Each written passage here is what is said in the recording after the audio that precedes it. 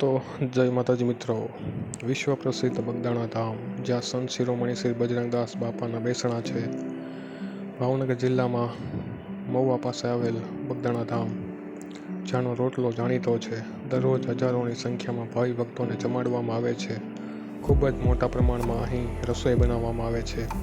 અહીંનું વિશાળ રસોડું એકવાર જોવા જેવું ખરું. એક પણ રૂપિયાની માગણી વગર અહીં લોકોને જમાડવામાં આવે છે. ઘણા વર્ષોથી આ સેવા અવિરત ચાલુ છે. કોઈ પણ જાતની આર્થિક મદદ વગર, એક પણ રૂપિયો લીધા વગર આ અન્નક્ષેત્ર બાપાની કૃપાથી ચાલે છે. પણ આવડું મોટું અન્નક્ષેત્ર ચલાવવું કંઈ નાની મોટી વાત નથી. તેમાં લાગતા મોટા પ્રમાણમાં ખર્ચાઓ કઈ રીતે પૂરા પડે છે, તો મને મળતી માહિતી મુજબ બાપા ઉપર માં અન્નપૂર્ણાના આશીર્વાદ છે.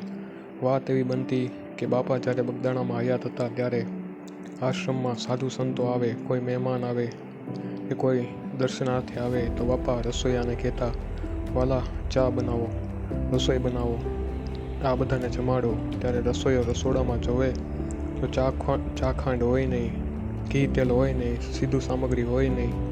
ત્યારે રસોઈયો બાપાને કહેતો, બાપા રસોડામાં સીધું નથી. ત્યારે બાપા કહેતા, એલા સરખું જો ખરા, રસોડામાં બધું પડ્યું છે. રસોઈયો ફરીવાર જોવે તો રસોડામાં બધું હાજર હોય. આવા તો બાપાએ અનેક પરચા પૂર્યા છે. બાપાનું ભોજન અને ભજન આજે પણ જાણીતું બન્યું છે. બાપાનું ભજન અને બાપાનું તપ એટલું બધું તપી ગયેલું કે એકવાર એવી વાત છે કે માં લક્ષ્મી બાપાના આશ્રમે આવે છે. એક સુંદર સ્ત્રીના વેશમાં આ લક્ષ્મી બાપા પાસે આવી બોલ્યા, બાપા મને આ આશ્રમમાં સેવા કરવાનો મોકો આપો, મારે પણ આ આશ્રમમાં સેવા કરવી છે.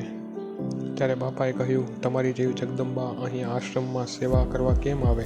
તમે કોણ છો? ક્યાંથી આવ્યા છો? ત્યારે પેલી સુંદર સ્ત્રી રૂપે લક્ષ્મીજી બોલ્યા, હું વિષ્ણુ પત્ની લક્ષ્મી છું. તમારી ભક્તિ મને અહીં ખેંચી લાવી છે. બાપાએ લક્ષ્મીજીને પ્રણામ કર્યા અને કીધું, હે માતાજી, તમારાથી અહીં સેવા ન કરાય, પણ જો તમારે અહીં રહેવું જ હોય, હે માં લક્ષ્મી, અન્નપૂર્ણા બનીને આ રસોડામાં જાઓ, ત્યાં અન્નપૂર્ણા રૂપી વાસ કરો. મારે લક્ષ્મી રૂપિયા સંપત્તિનું કંઈ કામ નથી. બસ રસોડામાં અન્નપૂર્ણા બનીને રહો અને મારે ત્યાં આવતા કોઈ પણ ભૂખ્યાને જમાડો અને અહીંયાથી કોઈ પણ ભૂખ્યું ન જવું જોઈએ અને તમારી કૃપા મારા આશ્રમ પર બનાવી રાખો. આમ ખુદ માતા લક્ષ્મી આજે પણ બગદાણા આશ્રમના રસોડામાં અન્નપૂર્ણા માતા બનીને આજે પણ નિવાસ કરે છે. ગમે એટલા લોકો હોય, લાખો લોકો આવે તો પણ રસોડામાંથી અનાજ ખૂટતું નથી. દરેકને બાપાનો પ્રસાદ મળે છે. અહીં દરેક ભક્તોને સરસ રીતે બેસાડીને પીરસવામાં આવે છે અને પેટ ભરીને જમાડવા આવે છે. ગુરુ પૂનમની ભવ્ય ઉજવણી થાય છે. રાષ્ટ્રીય સંત તરીકે જાણીતા બજરંગદાસ બાપાના દર્શન જીવનમાં એકવાર જરૂરથી કરવા જોઈએ.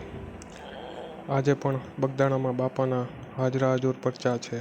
બાપાના દર્શન થકી મનને શાંતિ મળે છે. બાપાના પ્રસાદથી અનેક રોગો પણ દૂર થયા છે એવી માન્યતા છે. તો આ હતા બજરંગદાસ બાવળિયાના અન્નક્ષેત્ર વિશે થોડી ઘણી માહિતી. બોલો જય બાપા સીતારામ. મિત્રો, વિડીયો ગમે તો લાઇક, શેર અને સબસ્ક્રાઈબ કરો આપણી ચેનલ જાણ્યા જેવી વાતો. અસ્તુ.